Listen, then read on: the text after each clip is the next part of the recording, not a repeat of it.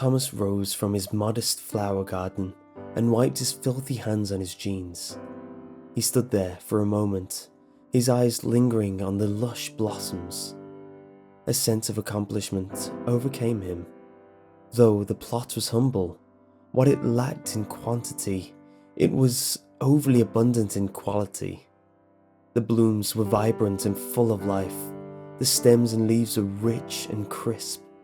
Even the dark earth was fresh and moist to the point that it caused his neighbours to envy his garden. However, very few people knew the amount of blood, sweat and tears that had gone into perfecting his garden. He had prepared the fountain of the plot himself, choosing the strenuous task of double digging rather than tilling the soil, which loosened the earth even further so that his precious blossoms wouldn't struggle as they stretched out their roots. After placing the seedlings, Thomas had applied a thick layer of organic compost, ground leaves, banana peels, coffee grounds, and grass clippings to ensure that the flowers would receive proper nutrition. Atop that, he deposited a thin coat of mulch to assist the soil in better retaining water.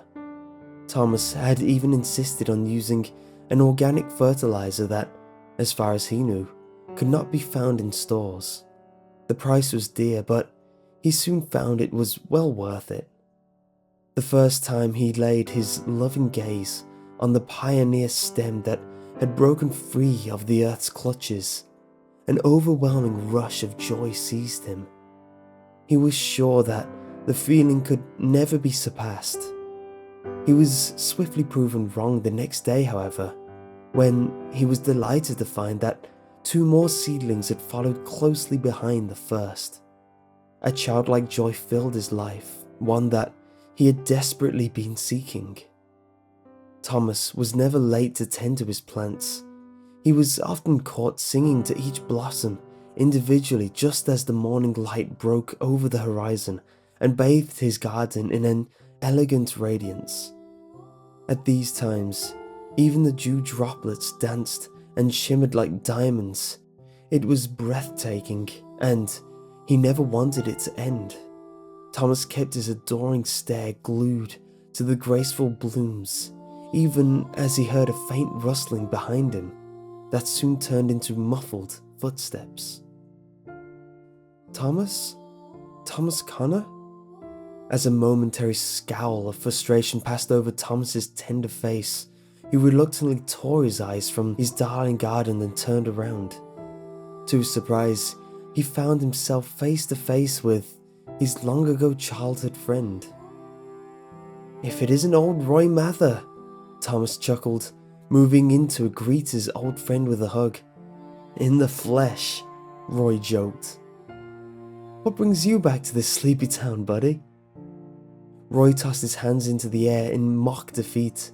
"The wife insisted it was high time we came down here and visited the family. Women, eh?" A wily grin cut across his boyish features, but it was cut short. It was as if a storm cloud had passed over him, one which Thomas could neither see or feel.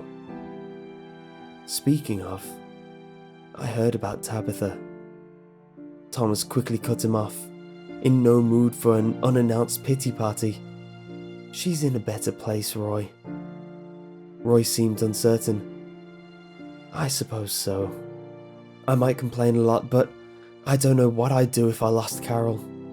As sad as it might sound, I don't think I could properly function without my wife's constant nagging." He flashed a half-hearted smirk. Thomas placed a firm hand on his friend's shoulder and squeezed tightly. The two stood there for a few minutes in silence, allowing the awkwardness to evaporate until Roy finally broke the quiet. "Those sure are some mighty fine flowers, Tommy." Thomas couldn't help but feel a sensation of pride. "Thanks, buddy. They're my babies." Carol and I, well, mostly Carol, has been trying to grow our own flower garden for over a year now, but it seems we don't exactly have green thumbs. Could you let me in on your secret? So I could pass it along to the wife, of course." He beamed sheepishly. Just took some old-fashioned TLC, Thomas mused, snickering at what appeared to be an inside joke. Slightly confused, Roy thanked him and headed off, leaving the man giggling to himself. TLC, Thomas repeated as he brushed some stray dirt off a plaque at the base of his garden. Isn't that right, dear? He ran a dirty finger over the words inscribed, in loving memory of Tabitha Elkanah.